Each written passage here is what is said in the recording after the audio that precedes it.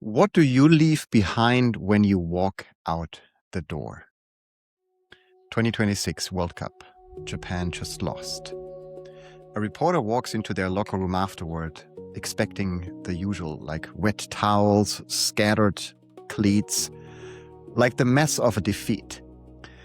But instead, towels folded, the floor was swept, origami cranes on the bench, and a handwritten note saying, "Thank you," to the staff. In Japanese, there's a proverb which goes like this: "A bird that flies never leaves a trace." No one asked them to do this. There was no rule, no camera waiting. And that's exactly why it matters. This didn't start at a World Cup. In Japan, children are given a small cloth called a zokin with their own names stitched on it. And every day before they go home, they clean their own classroom together. It's simply how the day ends.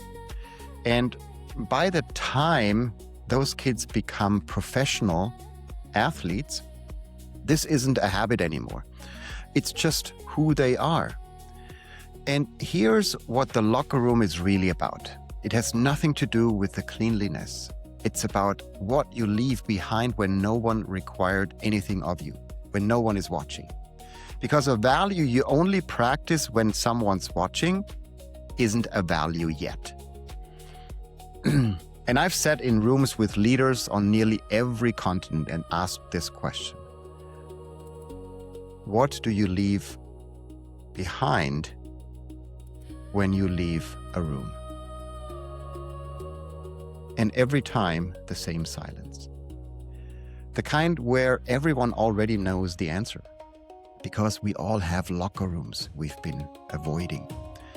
For example, I had a friend I kept putting off. Told myself it would take 5 minutes. It took 40. 40 minutes I'd been circling for weeks, pretending I didn't have. That's the thing about residue. It doesn't disappear when you leave the room. It waits for you. This week is the summer solstice, the longest day, the moment the sun stops climbing and quietly turns. The word literally means the sun stands still.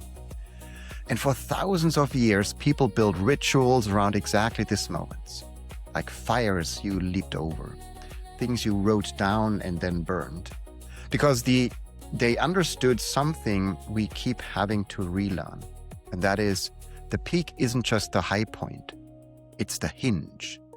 And you don't walk through a hinge carrying everything from the room behind you. So before the year turns, pick one locker room, just one.